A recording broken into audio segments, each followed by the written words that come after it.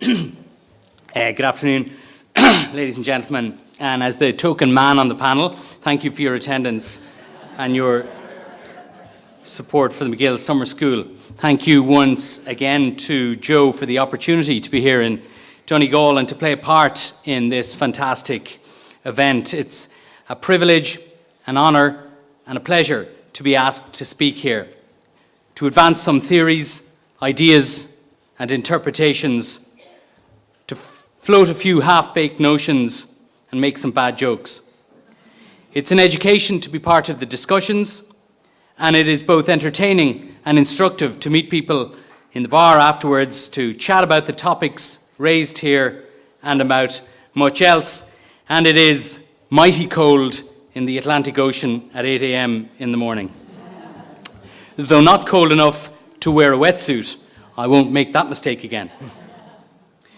Before I start on the topic on which I've been asked to address you, I want to pay tribute to Joe for his selfless and public-spirited work in organising this event every year. I think it is a true public service, and I think he deserved better than to be traduced by some people who should know better of late. Whatever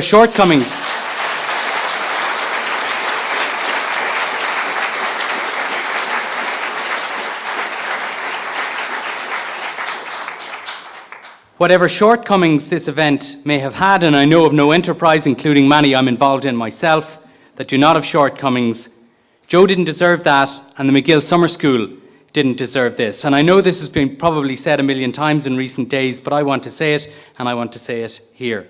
For my own part, I will keep coming as long as I am asked to, and when I'm no longer asked to speak, and a year now, I'll be in the audience, or possibly the bar. To turn to the issue under discussion, it seems to me that the issue raised by today's topic could be boiled down to two questions. Was the referendum the end of something or the beginning of something? And if it is the latter, what is it? I'll do my best to advance some answers to those questions. But first, I think it might be useful to briefly recall the events that led us to the referendum, to then consider the dynamics that decided the campaign, the strategies that proved successful and unsuccessful in it, before trying to figure out what it might mean for the future of Irish politics. As Olivia has outlined, the vote earlier this year was a culmination of a long campaign by pro-choice activists. And in that context, I think it's worth remembering that the 1983 referendum was opposed by a substantial minority of voters on the day of polling. Beyond that, the low turnout on the day in 1983 suggested that for many people, even in the Ireland of that time, there was little enthusiasm for the constitutional ban on abortion in all circumstances as it was envisaged at the time. There was always opposition to the Eighth Amendment, and it was shared by a not insignificant number of people. But we should also remember something that many of my esteemed colleagues in the media seem to forget at stages throughout this lengthy and fractious debate. And that's that there are two sides to this story. And to pick up a little on what Cora was saying, I think it is beyond question to anyone who consumed media over the last year or two in relation to this issue, that there was a bias in favour of a yes vote in the referendum amongst many organisations and on the part of many journalists. But it's also important, I think, to remember that people were aware of those biases in their own organisations and took steps to address them. I think it is similarly beyond question that the pro-life side got its arguments across, was afforded a platform, and was heard over the course of the campaign. It may interest Cora to know that we had, and I took constant complaints from colleagues and campaigners on the pro-choice side of the argument about aspects of our coverage. And whilst I accept that somebody in the media, particularly from a newspaper like the Irish Times that had a defined editorial position, for all that we strove to portray both sides of the campaign and report on both sides of the campaign. I accept that I might not be the best person to judge our performance, but at the same time, I think that any objective look at the quantity and quality of coverage would suggest that the pro-life side had an opportunity to get its message across. I might talk a little bit later about why that message didn't chime with sufficient parts of the electorate to change the result that we got. But to go back to the original point, that long campaign was not the preserve of one side of the debate. Between the X-case judgment in 1992 and the 2002 referendums, anti-abortion campaigners sought a reversal of the law, as it was interpreted by the Supreme Court, that allowed for abortion in cases of threatened suicide. And even after that 2002 referendum, a hard core of pro-life activists continued to press for another referendum to overturn the X-case judgment and restore, as they saw it, the position that obtained between 1983 and 1992, when abortion was completely, totally, and unquestionably illegal. So both sides were preparing for the fight. They both knew it would come sometime. I think the crucial phase in Ireland's long culture wars over abortion began with the death of Savita Halappanavar in 2012. That event didn't just change the abortion conversation.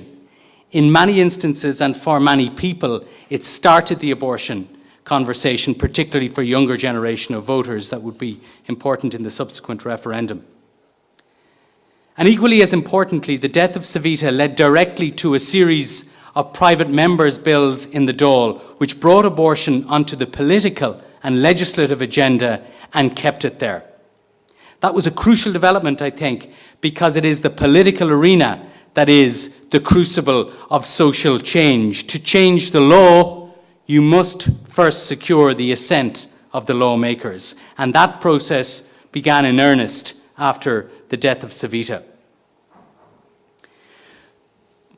The exact role that Ireland's abortion laws played in Savita's death has been fiercely contested. But I think what is uncontestable is that it was a turning point in the history of our laws. The following year, 2013, the Dáil and Seanad voted to pass the Protection of Life in Pregnancy Bill. This was an enormously traumatic event for Fine Gael, splitting the party and almost sundering that government. What the political tribulations that accompanied it demonstrated, and remember this was simply a codification of existing law made in the Supreme Court, was the extent to which it demonstrated that abortion was still an issue of the greatest political sensitivity. But it was also cathartic for many individual politicians in that they voted for the law over the objections of a strong pro-life lobby, and they lived to tell the tale. Before 2013, many politicians in Fianna Fáil and in Fine Gael were terrified of the political power of the pro-life movement. After 2013, they weren't. That would turn out, I think, to be significant later and was one of the building blocks that led to the referendum. The usual way of achieving social change in Ireland has been to convince the Labour Party about it and then wait until they could get into government with Fine Gael. When Labour could insist on the proposed legislative or constitutional change as part of the price of power, so to speak. But the destruction, for now anyway, and possibly forever, of the Labour Party as a significant political force in Ireland shut that route off. One could add as an aside that Labour's decision to forego the chance of participation in government after the 2016 election, thus passing up the opportunity to rebuild with the resources and profile of government, was one of the worst mistakes in the history of the party. Instead, in that period in 2016, the role of persuaders and bargainers for social change fell to the independents that Fine Gael needed to form a government in the spring of that year. Shane Ross, Finian McGrath, John Halligan, and perhaps most importantly of all, Catherine Zappone, looked for a referendum as part of the programme for government. But Fine Gael remembered the trauma of the 2013 Act. And quite frankly, it still hadn't got over the shock of being the party that introduced gay marriage to Ireland. So Enda Kenny did what politicians do. He kicked for touch, committing to a citizens' assembly to examine the question. But as many of you will know, the inevitable consequence of kicking a ball into touch is that pretty soon someone kicks it back onto the pitch again and play recommences. And when play recommenced at the Citizens' Assembly, the repealers had the advantage. It was never likely that the Citizens' Assembly would recommend no change to the constitutional ban on abortion. But many people were surprised when they recommended the introduction of a regime that would have been amongst the most liberal in Europe. The Assembly was widely praised for the thoughtful consideration it gave to the issues, but mostly by people who agreed with its conclusions. That is, by the politicians and people in the media who wanted to see a referendum. Had the Assembly reached different conclusions, the reaction from many of the same people would have been different. I say this with some certainty because after the first few votes of the Assembly on the abortion issue, on a Saturday afternoon, I recall, it appeared that the Assembly was going to recommend retention of some form of a constitutional ban. The results were greeted by a series of tweets from repeal campaigners, not just expressing disappointment, but questioning the way the Assembly was running its business, suggesting it was confusing, its methodology and procedures unsatisfactory. When the following day it became clear that the Assembly was in fact going to recommend a broad liberalisation, many of the same people fell over themselves in their praise for the way the Assembly was conducting its business, its methodology and procedures. They would go on to rely on the findings of the Assembly throughout the campaign. Now, don't get me wrong, that's fair enough. That's politics. My own view is that the report of Miss Justice Mary Lafoy, the judge who chaired the Assembly, was a bit of a dog's dinner. It simply recorded the votes of the Assembly members and made no attempt to interpret them or to state the conclusions of the Assembly in a straightforward manner. And it failed to take any account of something that would become an important part of the referendum debate, the availability of abortion pills online. But nonetheless, the significance of the Assembly result would be hard to overestimate. It was twofold. Firstly, it demonstrated that this group of citizens, chosen to be reflective but not scientifically representative of the electorate, had, after months of debate, adopted a very liberal position on abortion. And secondly, it moved the political process on to a stage nearer an actual referendum bill. Before that stage could occur, though, the Assembly findings needed to be taken into the ownership of the political milieu. Citizens' assemblies and constitutional conventions and other such bodies have made all sorts of sensible and some harebrained recommendations in the past, but it's only when the political class takes it on that change becomes an active possibility. The report was referred to a special all-party Oireachtas committee chaired by the Fine Gael Senator Catherine Noone. Over 3 months, this committee held a series of meetings and hearings with experts and advocates. Some pro-life witnesses, correctly discerning the direction of travel in the committee, declined to take part. The anti-abortion TDs and senators on the committee engaged in open conflict with the chair and the rest of the committee. I think this was a tactical mistake on the part of the pro-life side. I know there was a rationale for it. It was because many on the pro-life side wanted as liberal a proposal as possible in order to give themselves the best chance of defeating it. But that turned out to be a complete misjudgment. They got the first bit, but not the second. So having moved from activist circles to the halfway house of the Citizens' Assembly, and then into the political world in the committee, the referendum proposal was now set to traverse to the purview of government. The committee made its report, recommending that the Eighth Amendment should be deleted and replaced with legislation allowing for abortion on request up to 12 weeks and in defined circumstances thereafter. The report was accepted by the government. Of course, you hardly think the government was surprised by its contents, and by all parties in the Oireachtas, including in a highly significant intervention by the Fianna Fáil leader Micheál Martin. A referendum date was set, and the long campaign entered its final and decisive stage. And much as you may have been looking forward to it, I don't propose to give a blow-by-blow account of the referendum here. I'm sure everyone recalls well enough the long months of the campaign from February to May. But what I will do is make a few points that I think are relevant in trying to understand the result and what it means for the future.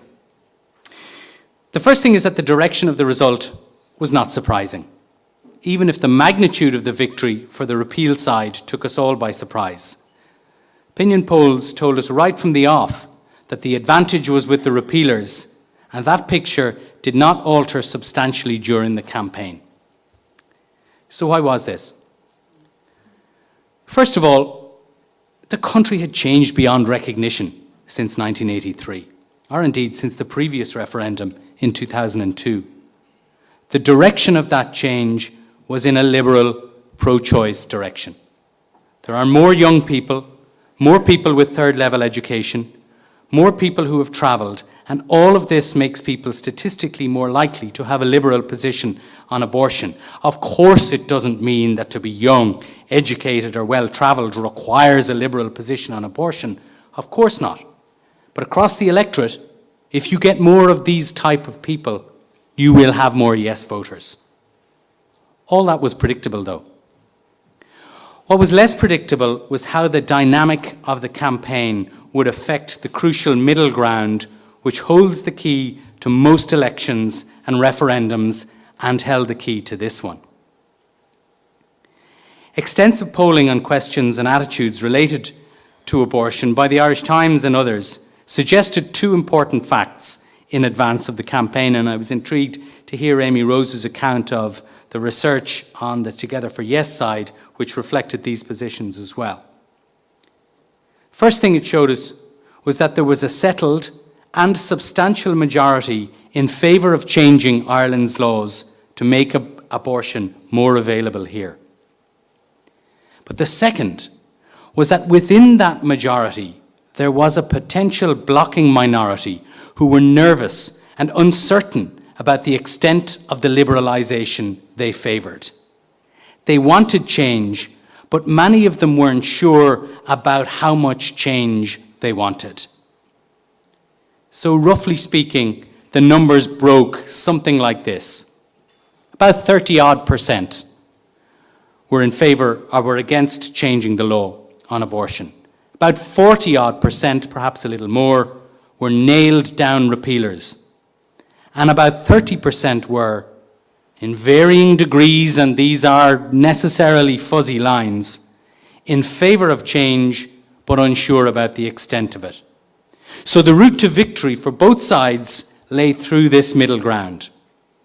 For the pro-choice side, it meant that they had to reassure these nervous repealers that what they were proposing to replace the Eighth Amendment with was not too extreme, not too liberal, not too permissive, not too like the UK, which was something that came up a lot in everyone's research. For the pro-life side, being in a smaller minority, it was a trickier task. They had to get the middle ground, or enough of it, to conclude that the government's proposals went too far. That while some change might be warranted, this wasn't it. Typically, in any election or referendum, the campaigner has two tasks. He or she must energise the base, making sure that his or her natural supporters will turn out. But a campaigner must also reach out to the undecideds or to the weakly affiliated, the contestable middle ground that so often proves decisive. Despite the best efforts of some people on their own side, the repealers succeeded in doing this. The pro-lifers didn't. In fact, one of the most surprising things about the pro-life side of the campaign from the perspective of somebody trying to analyse it from an impartial position was that for most of the campaign, the pro-life side didn't even try to appeal to the middle ground. I don't think this was because there was an all-powerful media monolith on the other side. Would that the media was either all-powerful or monolith. So while the repeal campaign mostly avoided talking about choice or a woman's right to choose, and concentrated instead on what it called the 3 C's, care, compassion, and change, the campaign to retain the Eighth Amendment never really found the words or arguments or tone or the position that would appeal to the people who thought that abortion should be legal in some restricted circumstances. Their approach was philosophically consistent, but it was politically unwise. You could summarize this bluntly as follows, and with the greatest and most sincere of respect to Cora and the sincerity of her beliefs. In this campaign, if you were talking about dead babies, you were not talking to the middle ground. And if you're not talking to the middle ground, you're losing.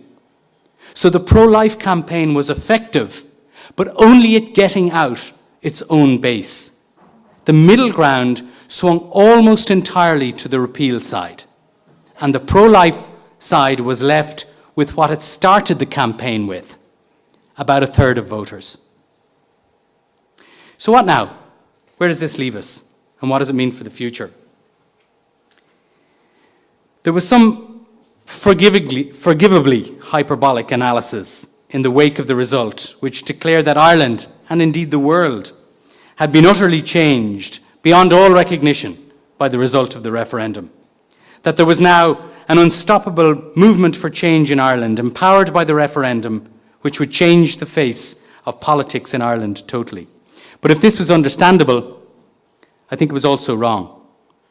The referendum was a highly significant event, both personally for many women and politically for the country. But can we really say that this highly successful single-issue campaign has or will change the face of Irish politics? I don't think so, and I see no evidence for it.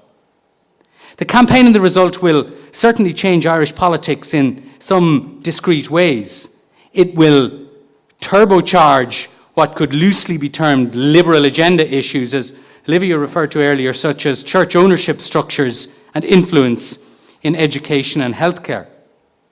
It will promote the place and importance of women politicians and activists within political parties. See how the Social Democrats in particular are harvesting women involved in the campaign, in the repeal campaign, to stand for them, to the extent that one hears that the Social Democrats now have a quota problem in that they can't find enough men to stand for them. And amongst the public, it has given a short-term boost to those parties and politicians who backed it, though much of this, I suspect, has already dissipated. But I don't see evidence of a new political force or dynamic emerging because of the referendum. I don't see the way that politics works has changed in its wake, and I don't see the fundamentals of our system altered. Rather, I see the Irish political and party system adapting to new circumstances, which is what it has always been brilliant at. If you want to see an example of how this happens, look at Micheál Martin's evolving position on abortion. Look at Leo Varadkar's, look at Simon Harris's. Perhaps the reason that our political system is generally stable is that our party system and our politicians personally are able to adapt to take account of changes in society. But what about the pro-life side? 1/3 of voters voted against the proposal. What does that mean for our politics? I'm afraid my answer is the same. Not all that much. Now, if it were the case that 1/3 of voters were politically disenfranchised, then that would certainly introduce a new dynamic into Irish politics. But while some voters believe abortion is the most important issue when it comes to a general election, not many of them do. How do we know? Because candidates have been standing on an exclusively pro-life platform since 1992, and not one of them has been elected in a general election. Not one. And if they couldn't get elected on a pro-life platform in 1992, they're not going to get elected on one now. Renewa has sought to position itself as Ireland's pro-life party. To put it mildly, this has not been met with runaway success. There are dedicated pro-life voters in every constituency, but there are not enough of them who vote on that issue above all others in a general election. They may influence outcomes. There are somewhere, I guess, between a few hundred and a few thousand dedicated pro-life voters in every constituency, and that is not negligible. But it's not enough to change the national electoral picture. It's not enough to change the makeup of the next Dáil.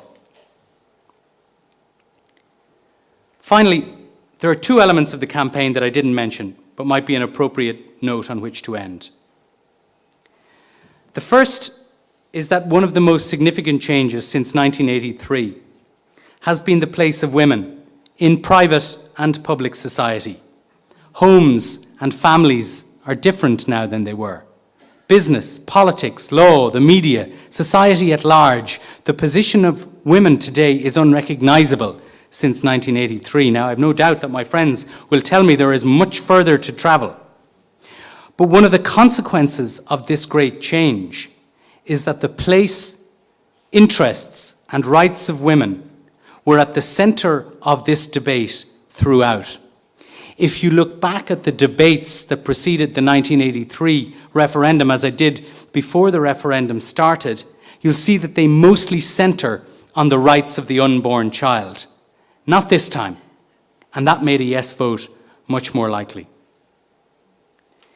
The second point, I think, is that we've seen a